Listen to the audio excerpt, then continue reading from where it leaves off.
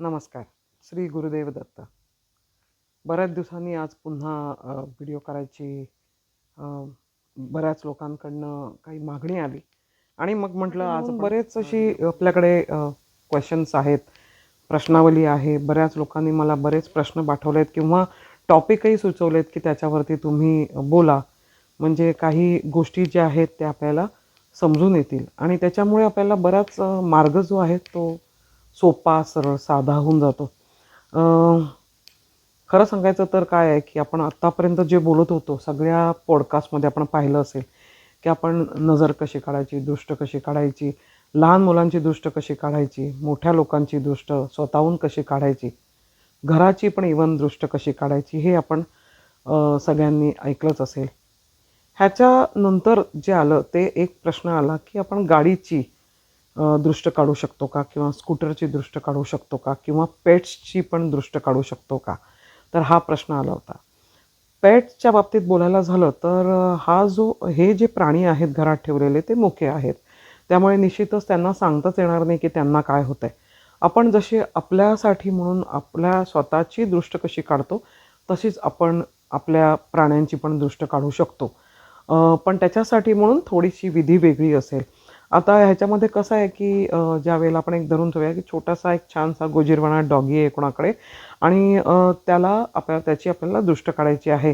तर काय करायचं? तर निश्चितच त्याच्या पहिल्यांदी गोष्ट म्हणजे, की त्याला एक वॉर्म पाणी तुम्हाला हातात घ्यायचं आहे. म्हणजे वाटीमध्ये पाणी घ्यायचं आहे आणि पाण्याने त्याची दृष्ट काढायची आहे. त्यामुळे डॉगीला बसवून मग डोक्यापासून पायापर्यंत असं वरपासून खालपर्यंत, सुरुवातच वरपासून खालपर्यंत करायची आहे. आपल्याला खालून वरती नाही करायची. आणि त्याच्यानंतर मग ती पाण्याने 7 वेळा असं वरपासून खालपर्यंत 1, पुन्हा वरपासून खालपर्यंत 2, मग 3, मग 4, मग 5, 6 आणि 7. 7 वेळा पाणी उतरवल्यानंतर ते पाणी आपल्या मोरीत टाकायचं, म्हणजे टॉयलेटमध्ये टाकायचं. बेसिनमध्ये त्याचा निचरा करायचा नाही. आपण टॉयलेटच्या कमोडमध्ये ते ओतलं तरी चालेल, नाही तर आपल्या साध्या टॉयलेटमध्ये आपण टाकलं तरी चालेल. आता ही विधी कधी करावी, काय करावी, असं बरेच लोक मला वारंवार तोच प्रश्न विचारत आहेत. मी म्हटलं होतं, की लहान बाळं जशी असतात, ती कशी दिवसभरात कधी ना कधीतरी रडत असतात. त्यांना पोट दुखतं, कधीतरी दुसऱ्या लागते, कधीतरी त्यांना आपल्याला कळत नाही की त्यांना काय होत आहे आणि त्यावेळेला आपण ती दृष्ट काढायची असते. आता आपण त्याच्यासाठी टाईम लिमिट हा बाळांसाठी नाही आहे.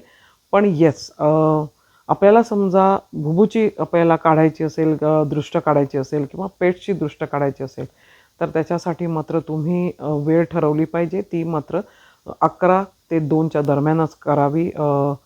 आणि तो जो विधी आहे हा काही विधी नव्हे. त्यामुळे ह्याला बेसिकली अवघे 5 ते 7 मिनटं लागतात. कारण त्याच्यासाठी काही वेगळं भांडं किंवा काही आपल्याला घ्यायचं नाही आहे. एक वाटी घ्यायची, त्याच्यात पाणी घ्यायचं आहे, लुकवॉर्म पाणी घ्यायचं आहे. म्हणजे गरम अगदी उकळतं नव्हे किंवा थंडगार अगदी नाही, अगदी लुकवॉर्म पाणी घ्यायचं आहे. ऊन पाणी त्याला म्हणतो आपण. तर ते घ्यायचं आणि त्याच्याने आपण मग त्याची दृष्ट काढू शकतो. आता हे तर झालं पेट्सचं. मग बरीच लोकं मला विचारतात आपल्या गाड्यांची, म्हणजे स्कूटरची. कारण की तुम्हाला अगदी म्हणजे मला कौतुक वाटतं ह्या एका मुलाचं, ज्यांनी मला मेसेज केला होता. माझे काही क्लायंट्स आहेत, त्यांचा मुलगा होता आणि त्यांचा मुलगा मला म्हणाला, की "काकू, मी समजा माझ्या सायकलची काढू का दृष्ट?" कारण की माझी ट्रायसायकल होती त्याची छोटीशी आणि त्यांनी ती दृष्ट काढू का विचारलं. ह्याच्यामध्ये हा तर झाला एक निरागस प्रश्न आणि त्याच्या प्रश्नाचं उत्तर आपण होच म्हणायचं आहे. कारण की तो लहान मुलगा आहे, त्याला फेतही आला पाहिजे. कारण की अजून त्याला कळत नाही आहे. तो मोठा झाल्यानंतर निश्चितच त्याचे स्वतःचे शिक्षण झाल्यानंतर त्याचं बुद्धी आकलनप्रमाणे तो वेगळ्या वेगळ्या गोष्टी करणार आहे. आणि आता सांगायचं झालं तर मग काही हा बाळबोध प्रश्न नव्हे for the people who have got 2 wheelers or car. त्यांच्यासाठी ते खूप मोठी आणि महत्त्वाची गोष्ट आहे. असं नाही आहे की कार आहे, माझ्याकडे बाईक आहे, तर त्याच्यासाठी आपण कशाला दृष्ट काढावी, असं काही नाही आहे.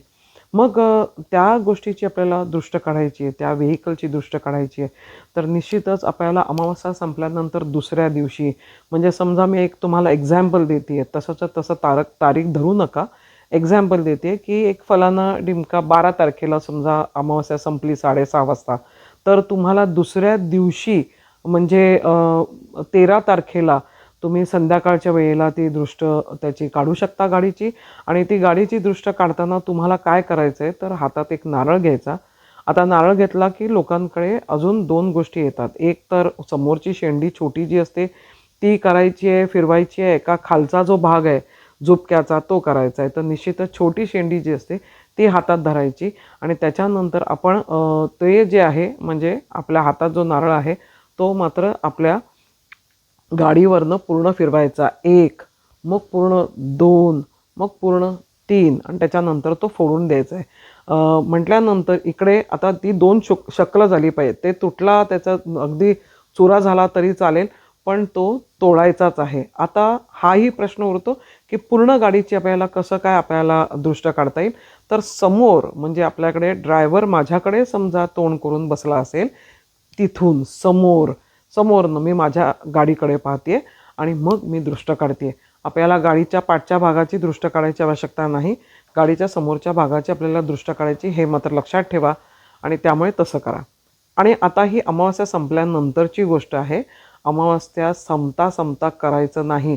म्हणजे मी म्हटलं तसं की 12 तारखेला समजा 6:30ला किंवा 6ला अमावास्या संपते, तर ताबडतोब 7 वाजता मात्र अमावास्या संपल्यानंतर 7 वाजता लगेच दृष्ट काढायची नाही.